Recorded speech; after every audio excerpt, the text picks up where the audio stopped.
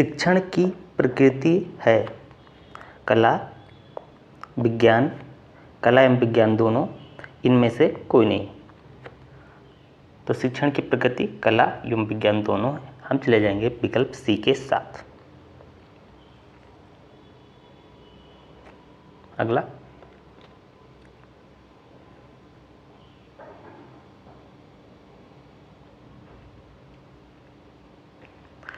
शिक्षा को प्रभावित करने वाले कारक हैं व्यक्तिगत भिन्नता, कक्षा का वातावरण, छात्रों का मनोशारीरिक स्तर, इनमें से सभी। ये सारे प्रभावित करते हैं। हम चले जाएंगे विकल्प डी के साथ, इनमें से सभी। अगला, शिक्षण की प्रमुख क्रिया है प्रदर्शन, प्रस्तुतिकरण, क्रियान्वयन या ये सभी। तो ये सारी की सारी प्रमुख ही है।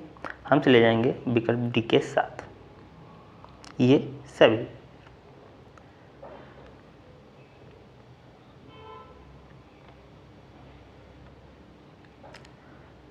अगला, संप्रेषण के घटक हैं 4, 5, 3 या 6।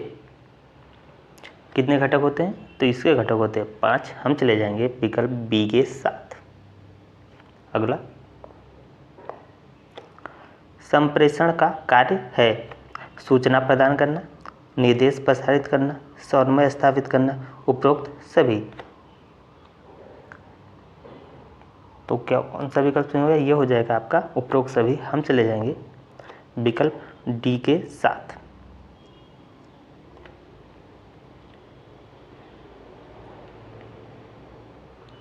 अगला, कक्षा में संप्रेषण का प्रारूप होता है शाब्दिक, अशाब्दिक, शाब्दिक एवं अशाब्दिक संप्रेषण, लिखित संप्रेषण। कैसा होता है? शाब्दिक और अशाब्दिक दोनों। हम चले जाएंगे विकल्प सी के साथ। अगला,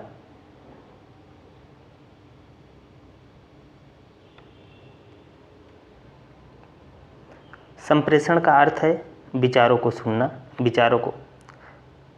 विचारों की गहनता, परस्पर विचारों एवं भावनाओं की साझेदारी करना, लिखित संप्रेषण। ये हो जाएगा आपका संप्रेषण का परस्पर विचारों एवं भावनाओं की साझेदारी करना। हम चले जाएंगे विकल्प सी के साथ।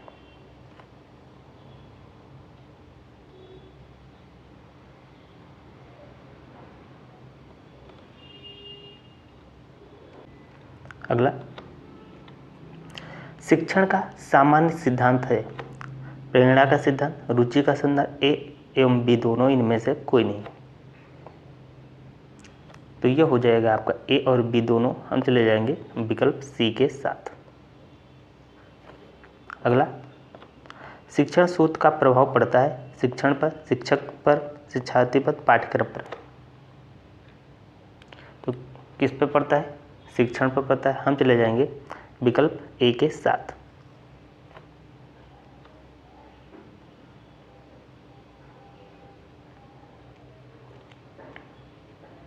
अगला, शिक्षण के कितने चरण होते हैं? 1, 3, 2 या 4? कितने होते हैं? ये होते हैं 3। हम चले जाएंगे विकल्प बी के साथ। अगला,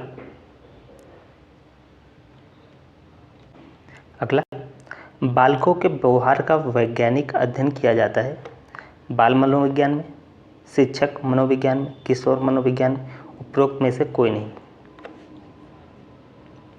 तो किस में किया जाता है? ये किया जाता है बाल मनोविज्ञान में। हम चले जाएंगे विकल्प ए के साथ।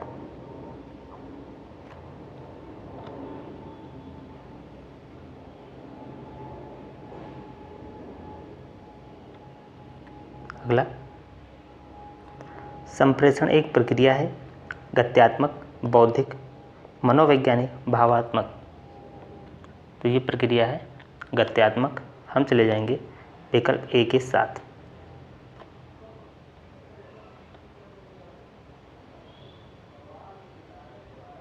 अगला, शिक्षण एक उद्देश्य निर्देशित क्रिया है, ये किसने कहा है? गेज ने कहा, रायबर्न ने, स्मिथ ने या सीकॉर्ड ने? तो ये कहा है बीओ स्मिथ। हम चले जाएंगे विकल्प सी के साथ। अगला, कक्षा शिक्षण में कौन सा संप्रेषण का घटक नहीं है?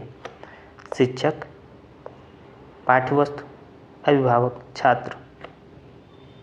कौन सा नहीं है? तो ये है अभिभावक। हम चले जाएंगे विकल्प सी के साथ।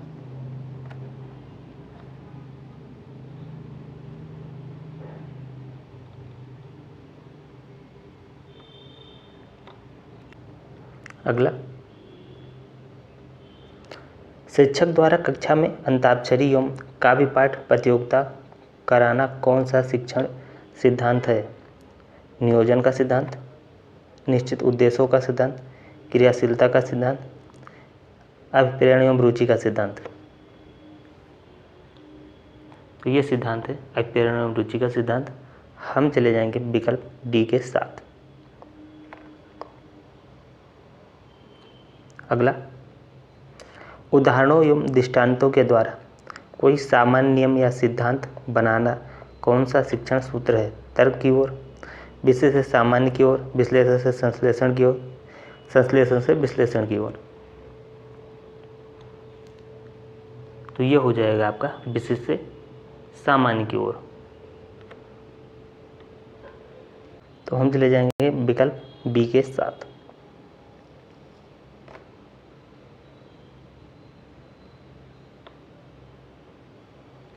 आगे,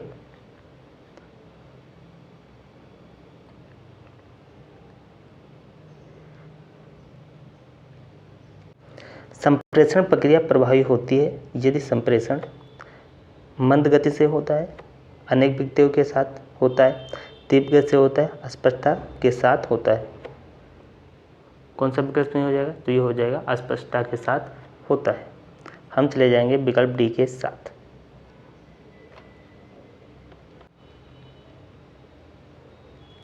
प्रभावी संप्रेषण की प्रक्रिया होती है एक पक्षीय, द्विपक्षीय, एक पक्षीय और द्विपक्षीय दोनों, उपरोक्त में से कोई नहीं। तो ये होती है द्विपक्षीय। हम चले जाएंगे विकल्प बी के साथ। अगला, शिक्षण सूत्र पथ प्रदर्शन करते हैं जिनमें सिद्धांत से व्यवहार में सहायता के लिए अपेक्षा की जाती है। यह कथन है रूसो का, रेमंड का, हर्बर्ट का और शर्मा का। यह है कथन किसका है? यह कथन है रेमंड का। हम चले जाएंगे विकल्प बी के साथ।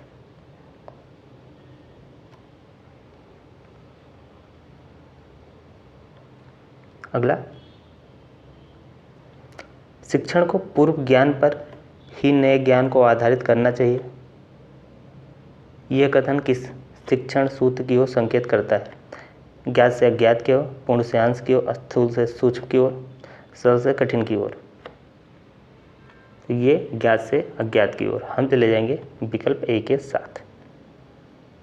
अगला, शिक्षण का सूत्र नहीं है ज्ञात से अज्ञात की ओर, पूर्ण से अंश की ओर, स्थूल से सूक्ष्म, प्रेरणा का सिद्धांत। ये हो जाएगा आपका प्रेरणा का सिद्धांत।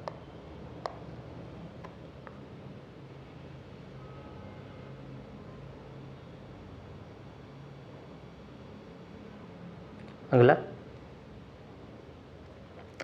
पाठ के प्रमुख तथ्यों को बार बार दोहराना किस शिक्षण सिद्धांत के अंतर्गत आता है? प्रेरणा का सिद्धांत, नियोजन का सिद्धांत, चयन का सिद्धांत, आवृत्ति का सिद्धांत। तो यह आता है आवृत्ति का सिद्धांत। हम चले जाएंगे विकल्प डी के साथ।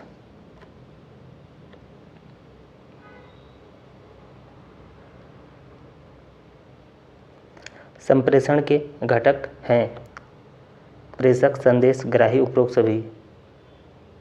तो कौन सा विकल्प हो जाएगा? ये हो जाएगा उपरोक्त सभी। हम चले जाएंगे विकल्प डी के साथ। अगला, शिक्षण अधिगम सिद्धांत नहीं है। क्रियाशीलता का सिद्धांत, प्रेरणा का सिद्धांत, रुचि का सिद्धांत, प्रयोगात्मक कार्य प्रविधि। तो ये हो जाएगा आपका प्रयोगात्मक कार्य प्रविधि। हम चले जाएंगे विकल्प डी के साथ।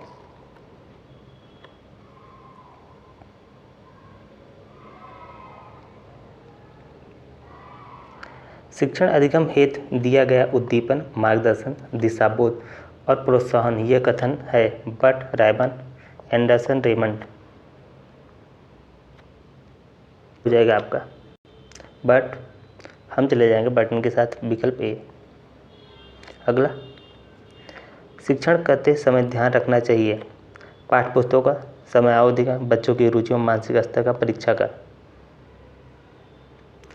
हमें क्या ध्यान रखना चाहिए? हमें ध्यान रखना है बच्चों की रुचि और मानसिक स्तर का, तो हम चले जाएंगे विकल्प सी के साथ।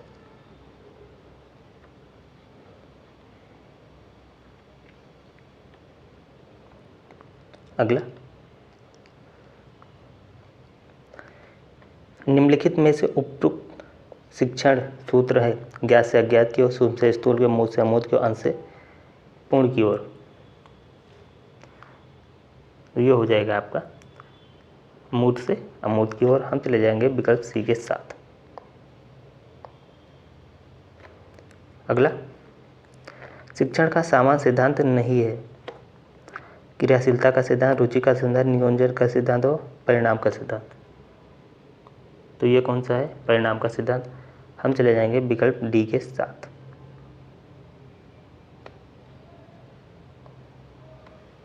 विकल्प डी करेक्ट हो जाएगा।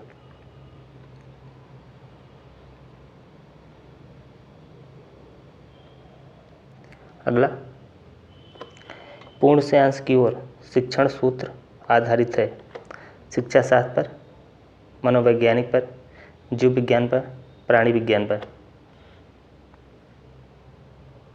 किस पे आधारित है ये आधारित है गेस्टाल्ट मनोविज्ञान पर। हम चले जाएंगे विकल्प बी के साथ। अगला, शिक्षण पुनर्बलन की आकस्मिकताओं को कम है, यह परिभाषा है गेज के, स्किनर स्मिथ और केपी पांडे की। कौन सा विकल्प नहीं हो जाएगा? तो ये हो जाएगा आपका बीएफ स्किनर। हम चले जाएंगे विकल्प बी के साथ।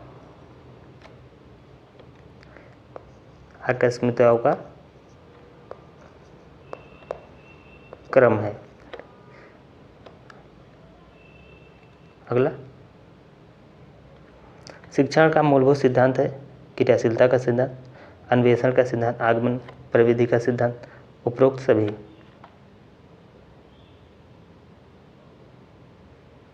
ये हो जाएगा आपका क्रियाशीलता का सिद्धांत। हम चले जाएंगे विकल्प ए के साथ।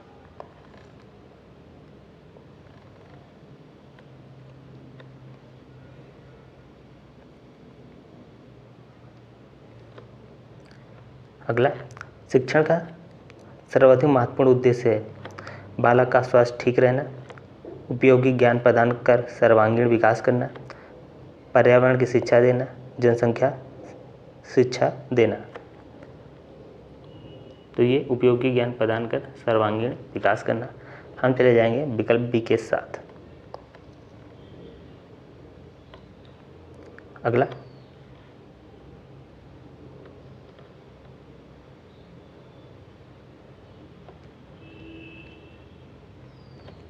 व्यक्तिगत संप्रेषण का उद्देश्य छात्रों में व्यक्तिगत भिन्नताएं होती हैं, बालकों की विशेष योग्यताओं और व्यक्तित्व का विकास होता है, साधारण बालकों के लिए व्यक्तिगत शिक्षण आवश्यक है, उपरोक्त सभी।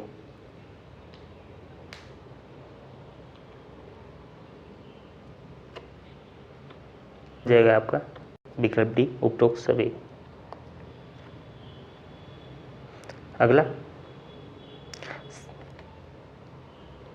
संप्रेषण के लिए कक्षा का वातावरण होना चाहिए सौहार्दपूर्ण, नीरस, अनुशासनात्मक या प्रकाशपूर्ण। तो ये होना चाहिए सौहार्दपूर्ण। हम चले जाएंगे विकल्प ए के साथ।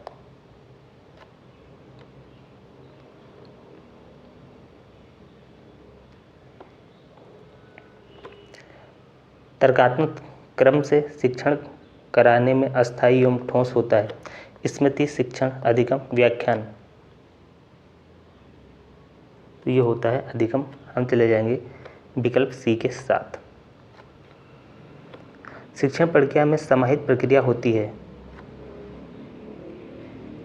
3। हम चले जाएंगे विकल्प बी के साथ। ये हो जाएगा आपका विकल्प बी।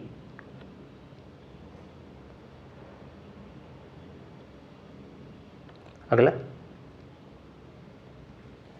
छात्र की शिक्षा सर्वदा स्थूल वस्तुओं तथा तथ्यों से होनी चाहिए, शब्द परिभाषाओं तथा नियमों से नहीं। ये परिभाषा किसने दी? पेट्रोलॉजी, ट्यूबी, रूसो, अरस्तु।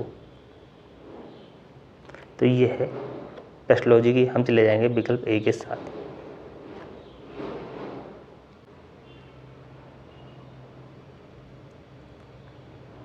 अगला, प्रत्येक छात्र को अलग अलग शिक्षण देना है।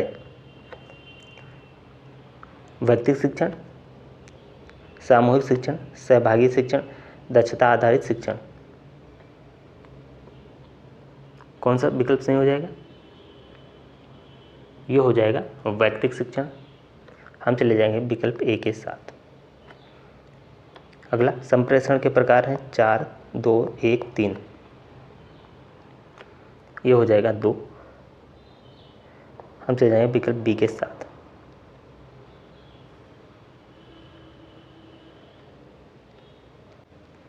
अगला, शिक्षण एक त्रिध्रुवीय प्रक्रिया है, कथन किसका है? जॉनसन, एडम्स, ब्लूम या ड्यूई का? तो ये किसका है? ये जॉन ड्यूई साहब का, हम चले जाएंगे विकल्प सी के साथ, विकल्प डी के साथ, जॉन ड्यूई। ये आपका हो जाएगा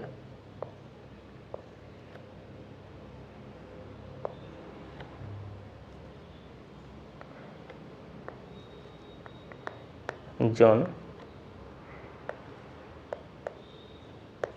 ड्यूई।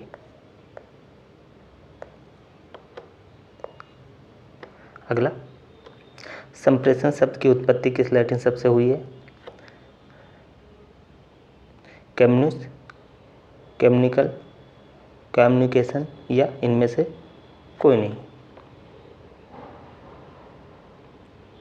कौन सा विकल्प सही हो जाए? ये हो जाएगा आपका कम्युनिस, हम चले जाएंगे विकल्प ए के साथ।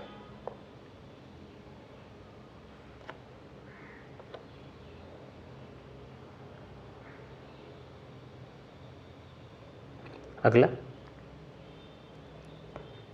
संप्रेषण शब्द का लैटिन शब्द कम्युनिस का आशय है सामान्य, असामान्य, उपयोगी, आदान प्रदान। क्या आशय है? आशय है आदान प्रदान, हम चले जाएंगे विकल्प डी के साथ। डी विकल्प क्या हो जाएगा? ये आपका सही हो जाएगा।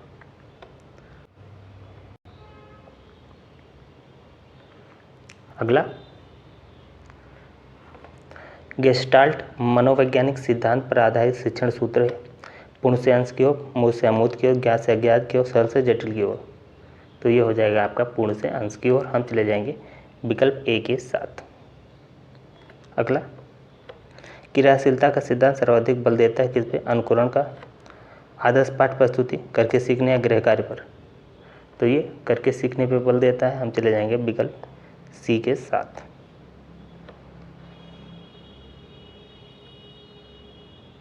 अगला, आगमन विधि से संबंधित सूत्र है, कौन सा है? स्थूल से सूक्ष्म की ओर, ज्ञात से अज्ञात की ओर, विशेष से सामान्य के, मूल से अमूर्त की ओर। कौन सा सही हो जाएगा? तो ये हो जाएगा आपका विशेष से सामान्य की ओर, हम चले जाएंगे विकल्प सी के साथ। अगला, शिक्षण के उद्देश्य हैं ब्लूम के अनुसार ज्ञानात्मक, भावात्मक, क्रियात्मक। कौन सा विकल्प सही हो जाएगा? या उपरोक्त सभी, कौन सा विकल्प सही है? तो ये हो जाएगा आपका विकल्प डी, उपरोक्त सभी।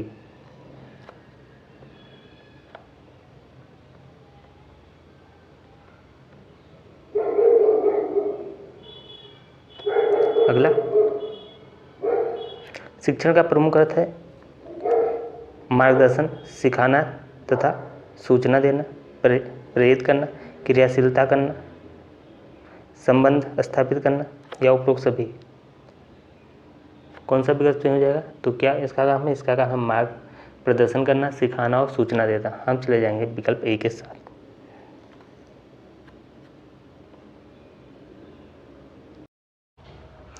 आप लोग कमेंट करके बताइएगा ये क्लास आप लोगों को कैसी लगी। इसे लाइक करें, शेयर करें और चैनल को सब्सक्राइब करके बेल आइकन दबा दें। PDF के लिए आप लोग टेलीग्राम ग्रुप ज्वाइन कर लें, जिसका लिंक आपको कमेंट बॉक्स में मिल जाएगा। तो इस क्लास में इतना ही। जय हिंद, जय भारत।